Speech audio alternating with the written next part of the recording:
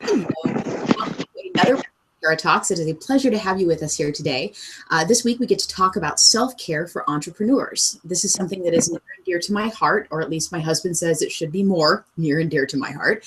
And with me this week, I have one of my dear friends, Jon Callas, who is the CTO of Silent Circle and who invented like 1.7% of the internet. He's awesome, and I often go to him to ask for advice about how to handle all of the crazy stuff that comes up. I was recently asked how I handle doing all of the things and still staying sane. And I laughed a little hysterically at that moment and thought to myself, I should have more of a conversation about that on the internet. So welcome, Jon Callas. If you'd like to introduce yourself, please go right on ahead. Well, thank you very much, Tara. Yes, I'm cryptographer, software engineer, CTO of Silent Circle right now. I was one of the co-founders of PGP, worked at Apple and another number of other places. Absolutely. So that is the very, very short list of what is actually a super long list of accomplishments, patents, and inventions. And Jon is a cool person who has actually put some real thought into what it's like being not just an inventor, but a person on the internet who creates things, who has an overload of ideas and amazingness, and how to control that to have a great life at the same time as you're part of this amazing field called technology. There's several different questions that people have already sent in, but I guess the first thing that I would like to do is ask Jon to talk a little bit about what it's like to create a life and create a career in technology while still paying attention to things that matter, like family, like your life, and certainly like your health. If you could talk a little bit about some of the thoughts that you've had on the subject, I would love to hear them. Okay. Well, one of the things that I would say first off is that there is a certain amount of, if you are going to be successful at things, that you are going to have to obsess on it. That when I was younger, one of the things that I considered doing with my career was to be a professional musician.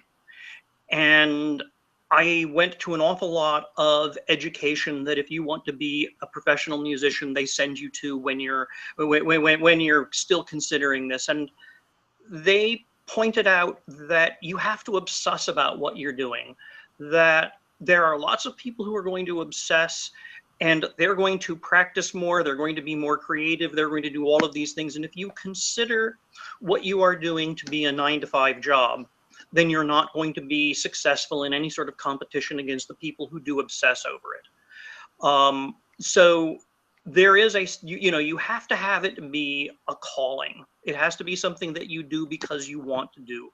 The people that I know who are successful writers write because they are compelled to write. It's part of them. And those of us who are not compelled to write are never going to compete against them.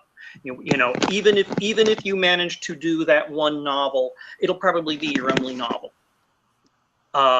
If you want to do anything in the arts, it has to become your life. And there's no reason to think that being an entrepreneur, being in tech is any different. It has to be your life. It has to be what you want to do. But that doesn't mean that you have to actually be insane about it. And one of the things that I have discovered is that you have to create boundaries. And sometimes your boundaries need to be completely artificial. Like, for example, you make the decision that once pick a time goes by, you put things aside. You can, for example, declare that weekends are email free. And this is something that if you are the boss is really useful to do, because you don't, it's one thing for you to say, this is not my job, it is my life. But if the only thing that you have is people who will also obsess on things, then you're going to be working with a whole bunch of obsessives and it will be crazy. So, you want to help create space for the people that you work with, and something like, hey, we don't do email on weekends is a good rule to have, and you're going to break it. So when you get to the do as I say, not as I do, you need to have enough self-awareness that you are not doing the thing that you said you weren't going to do, or so if you send somebody, you find the really coolest article, oh my God, this is just absolutely great, you need to read this. You need to put in the little header that you send to someone, I don't mean right now. I realize it is Saturday/Sunday. Don't reply to me. Go have fun with your weekend. And I also, when, for example, I'm on a chat room or something and someone is on what I consider to be late, I will say, oh, I see you're up late. Simply noticing that when people are going above and beyond the call of duty for you, that they are in fact doing it, will help keep you sane, and it will keep them sane. Mm-hmm. Rather than making that above and beyond the call of duty the new normal. That's right. Certainly. Yeah, I've certainly seen that happen in, you've had experience with, I've had experience with, and many of the people that we know have had experience with companies that I wouldn't necessarily call them unhealthy. I would call them companies that have such a focus on being all consuming for the people that are full-time employees at those companies that you'll find people who regularly do 100-hour work weeks with no vacation for years at a time, in exchange often for huge economic benefit, but they give their life up to that company. And I think there's a big slider of expectation in technology. And I'm wondering whether or not there's any saving those companies when people join them. I'm thinking of some of the larger companies in Seattle and in the Silicon Valley area. When you join them and you find out afterwards that you're expected to put in 100, you're supposed to do 2.5 full-time jobs there.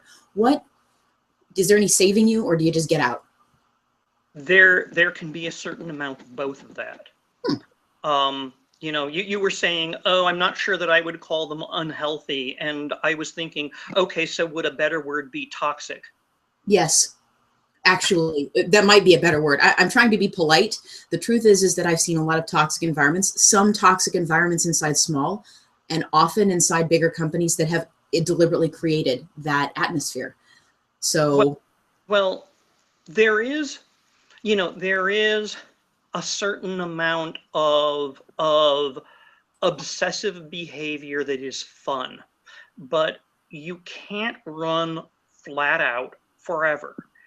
And the way that I have said it is that it's kind of like drawing from a well, that things go in and things go out. And if you are pulling faster from the well than stuff is going in, it will eventually run dry. And when it runs dry, it is typically hard, fast, and a surprise, because it is like, all of a sudden the straw can't slurp up any more water, and everything was cool 10 minutes ago, and now all of a sudden there is nothing going. So it's like slamming on the brakes. And that process, the reason I describe it that way is because that's what burnout is. Burnout is the well going dry. Mm-hmm. So whatever you do, you have to figure out what works for you to refill the well. You have to figure out what the people around you, because the people around you are going to take even less care of themselves than you take care of yourself. Mm-hmm. Particularly because we're all examples to them. And I've been on the receiving end of that as well, where, it's like, oh my God, da da da da da da da da. So there are games that you can play. And one of the things that I mentioned was that, somebody sends you an email, you have said, we don't do emails on weekends. Or, it's like, take time off after about 9 o'clock, or take time out that you need to for your family, go have dinner, do this, and then do an hour or so of work once you're done with anything else, put your kid to bed, help them with homework, do these other things. And if you needle someone, you say, oh, I see you're up after 11. What are you doing up after 11? Don't you know that you're not supposed to be up after 11? The humor in here is that you're also up after 11. Mm-hmm. And that's when you get the opportunity to tell them, do as I say, not as I do. Yes, and part of what you're describing right now, I've seen this too. And one of the reasons I wanted to have this conversation with you is because we're having this conversation, not just taking care of ourselves, but thinking about taking care of other people and how we act that lets other people take care of themselves. And one of the things that I've seen is we need to draw a pretty clear division between entrepreneur and tech worker. This is specifically self-care for entrepreneurs. We're designed and built to be people that are okay with working crazy hours, who are doing this as a passion project, who are like I have done, mending sweaters and not worrying about opportunity costs because we're going to make the company work. Sure. So there's a difference, I think, in mindset there, and there's not really a lot of ways to talk about self-care for tech workers that doesn't involve a critique, I think, of those larger companies. But there's a lot of ways to talk about self-care for entrepreneurs that does provide some useful information for smaller companies as they start to build that culture. Okay, so here I'm going to turn a lot of the things that I just said on their head, because the environment that we are in is in fact very similar. Is this because I am a displaced artist?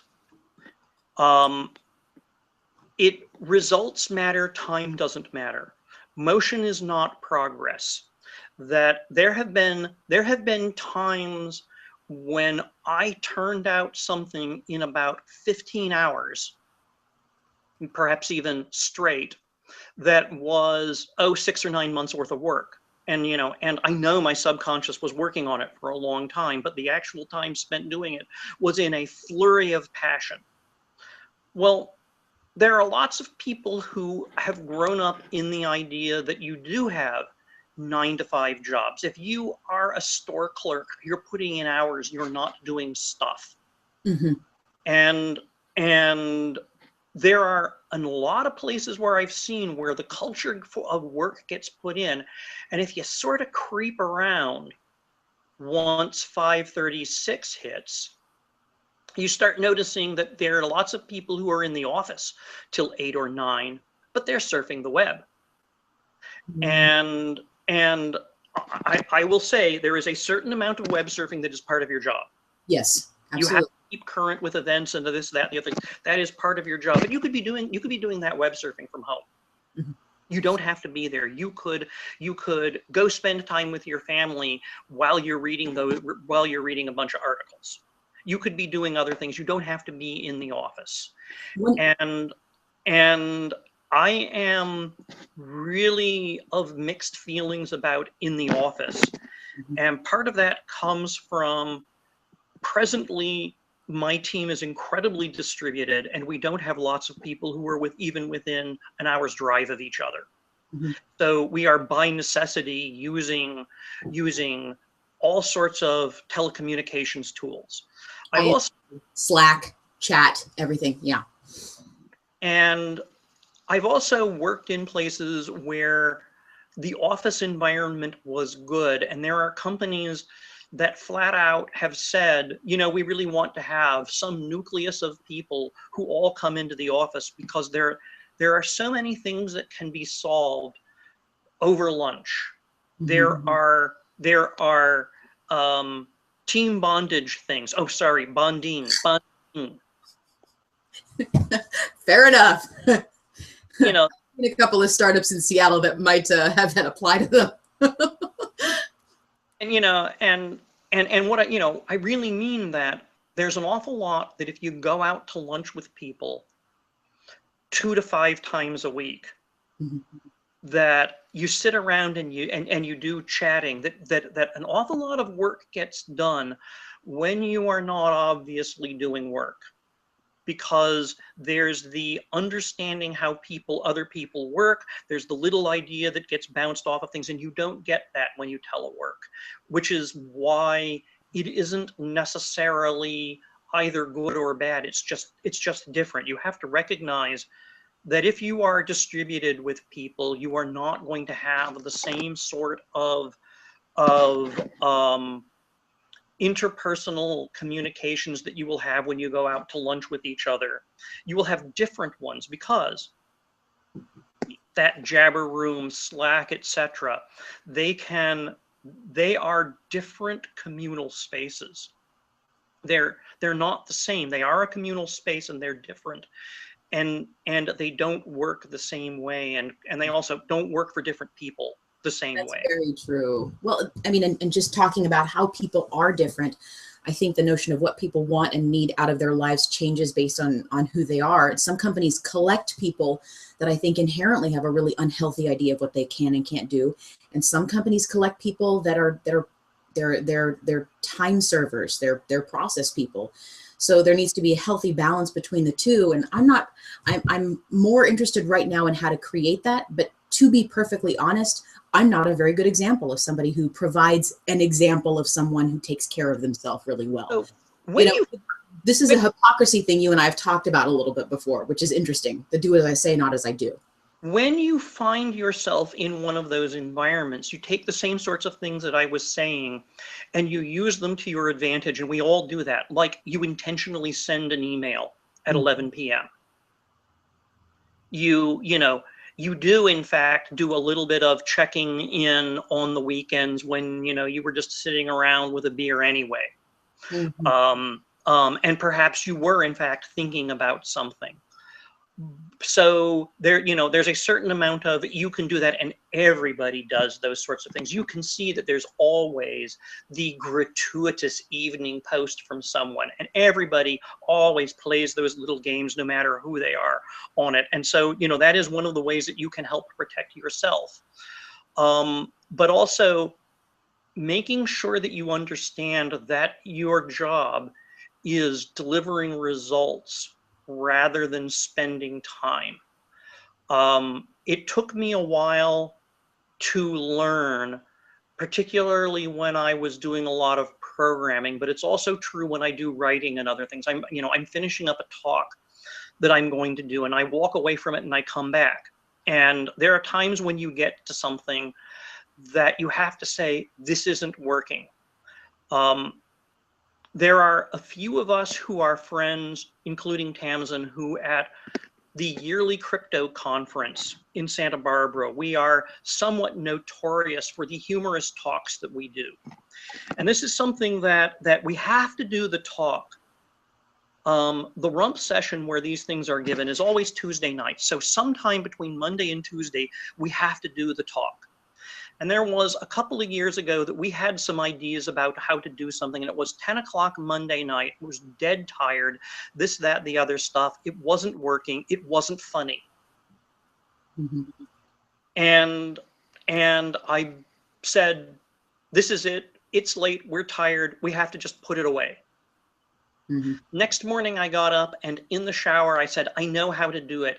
And we did the entire 35 minutes. That is exactly what happens. I've seen that happen repeatedly. The more you put your brain at something, the more often you start to spin your wheels, when if you just step away from it for a while, it actually works. And I'm guilty of that. I'm guilty of sitting here at the computer and saying, I'm not leaving until every email is answered. And sometimes it just isn't going to happen that fast. Because the quality of your work goes down. There is a PowerPoint presentation that was given to me, and it came from some people in the gaming industry, and it was about what people are capable of in terms of work. And there were lots of studies that were done in the beginning of the 20th century about what people can do for work. And we have the 40-hour work week because Henry Ford instituted it across the manufacturing industry. And Henry Ford did not do it because he was a nice man. Exactly. Did it because all of the data, all of the studies showed that if people worked more than 40 hours a week, the quality of their work went down, and you spent your time redoing work, making mistakes, having to fix things, and the total productivity of the system basically maxed out at about 40 hours a week. The total productivity of knowledge workers is about 35 hours a week. Absolutely. I agree. And it's actually something, that statement right there of less time is going to lead us into the first question that I have from someone here. who wants to know more about how to handle all of the socializing that's part of technology, that's considered, it's part of your job. And I've said it before, that it is part of your job when you're just done for the week. And when I hear someone ask me a question like that, I think about some of the hobbies that I have that I've integrated into my public or my technology life. And I'll give a couple of examples of this, and then I'll ask you to think about it a little bit too. I was asked by somebody, how do I do all of this socializing? This is one of my mentees, actually, 2 weeks ago. She said, I don't know how you have the time to go to all of these things, to run the ladies executive poker game in Seattle, to go to hackathons, to write books and things like that. And I said, I would be doing those things anyway. I would be playing poker. I would be writing books. I would be doing them no matter what. And what I found a way to do is integrate them into my life so that they serve me for some of the things that I need, like socializing, like public persona, like appearances, like my need to write things. And it's dropped the opportunity cost of doing those extra things down to almost nothing, and instead has just helped me a great deal. So I can do the things I love without necessarily paying the penalty of not being at my job. And I'm wondering if you have any thoughts about that. Well, you've mentioned 2 or 3 things that are the keys to this. One is that you like playing poker anyway. Mm-hmm. So if the socializing that was being done was playing golf, which is one of those, traditional stereotypical, you go out and you play golf with people, you would go crazy. I'd hate it. Yeah, golf's too slow. Used to play it, not a big fan anymore. If I'm going to do something, I'll be riding down a hill at breakneck speed on a motorcycle or a mountain bike. But the thing is, you like playing poker. You don't like playing golf. And one of the tricks is that on one side, you want to steer some of the socialization to things that you'd like to do anyway. Mm-hmm.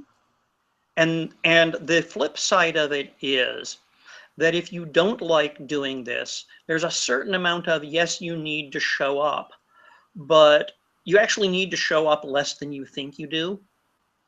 Because if you think about it, if you were working with somebody who just didn't like poker, mm-hmm. and they can't, and they said, really, Tarah, poker's not my thing, you wouldn't think less of them for that. There isn't going to be an explicit ding against them for that.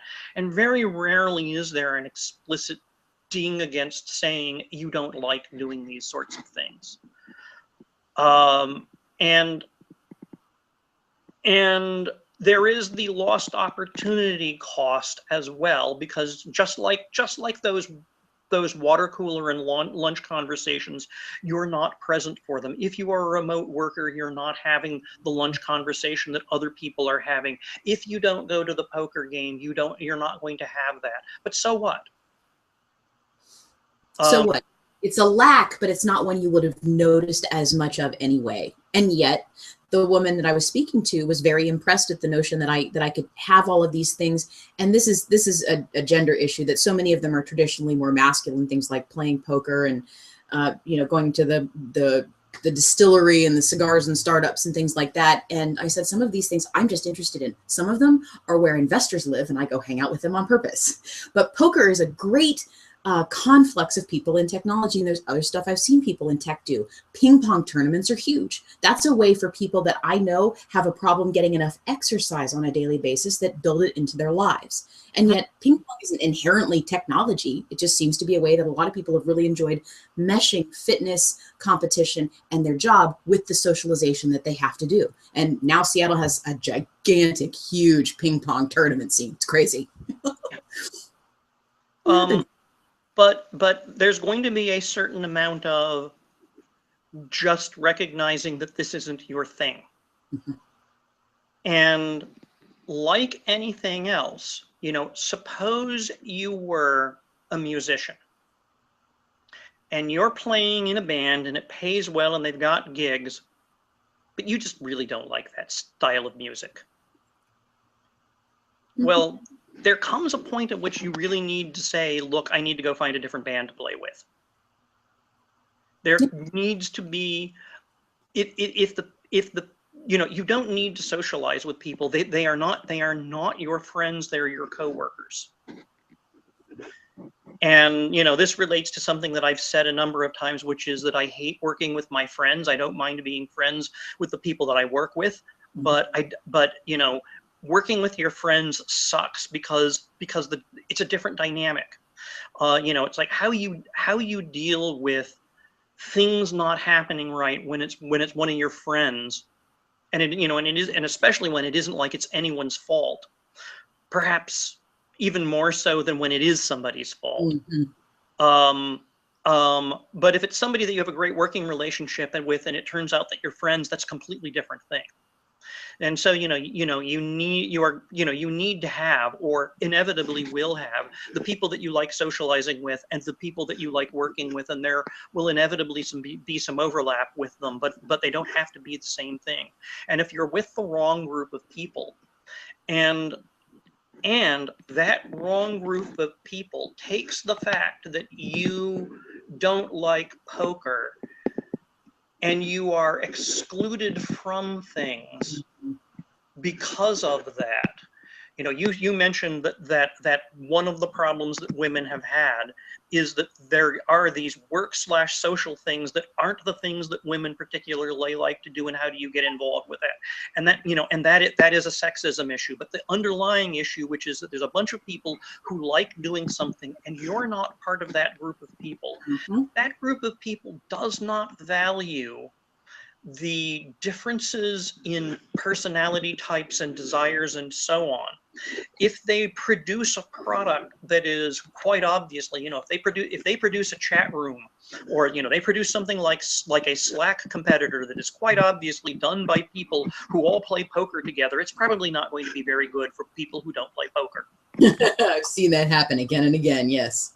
And this is precisely the reason why we have to get people of all sorts. We have to get different sexes, different races, different ethnic backgrounds. If you want to have a good horizontal system, it has to have representation in its development and its advocacy in the creators. Let me ask you something about, and we're coming up a little bit close to the end here, and I want to give you plenty of time to give some last advice, but there's one final issue that I wanted to talk about with self-care for entrepreneurs, which is a question that one woman who was frustrated by how much she had to do asked me. She said, how much is too much? How much, at what point during the day do I stop? And I said, I have two answers to that. I create a definition of done for myself by the end of the day, at which point I can stop, and a definition of GTFO where I must stop. Most often that GTFO is a time, and the definition of done is these 4 things that absolutely have to happen this day. And it's my own option to work past that definition of done up to the GTFO deadline if I want to. And I said, and the problem is that I'm telling you this and I don't do it. I'm full of it right now because I did something just a month ago, I think. I got done with a day that was hugely stressful to me. I ran an executive advisory board meeting. I churned out 2 chapters of a book. I got a whole lot of stuff done. And by the time I was done with my day, it had been it was 7 o'clock at night. I wasn't remotely done. I thought, heck, I can work until 11 or 12. I stepped out of my office and I nearly got run over by a car. In the middle at 7th and Pine in Seattle, because I was so exhausted, so low on blood sugar, so tired from having done something so high stress and high performance as run an executive advisory board meeting. This was huge, right, for my company. It's quarterly. I nearly killed myself in the middle of Seattle because I was being stupid. And I missed a Donnie Yen movie that night, which makes me really mad because I was going to go see Kung Fu Killer that night and I had to go home and sleep. Still upset about that. So how much is too much? The truth is, I just told you how I'm supposed to deal with it. And then I told you what actually happens. Sometimes we're all just hypocrites. We don't know when to quit. So the best I can do is that. And tell us more about how you do that yourself. If you can learn to recognize when you have become Sisyphus. Yes. And this, there are many of us who've done at one time computer games, and when you know that you are grinding, when you recognize that you are grinding, you need to stop. because the things that we do are much closer to what they do in the arts than they are to factory workers. And if you are grinding, you are not doing good work, you have to go rest. And if you don't rest enough, if you don't refill the well, then the well's level gets lower. And if you can recognize it, great. It took me a long time to be able to recognize it, and it's not like I'm perfect at it. Times are good things to do. Boundaries of one sort, like you set a timer, which is if I'm not done with this by 6:30, I am going to leave and I am going to go watch a movie. And one of the things that you have to learn is, in fact, that once you have the experience that you really did feel horribly guilty, you went and watched the movie and then you came back in the next day and boom, it was done in 15 minutes. You go, so actually I was productive by not working. Sooner or later that might start soaking in. There are other things that I talked about, like don't do email on the weekends, These are all artificial boundaries that you are setting up. And some of the artificial boundaries, getting back to what I was saying before, you have to keep the artificial boundaries that are your personal ones, sometimes secret. Like, for example, if you go out to the spa, mental health day, you say, I have an appointment that I have to go to. And particularly when you are you can't have your work and your personal life. There have to be the same. They have to be barriers between them.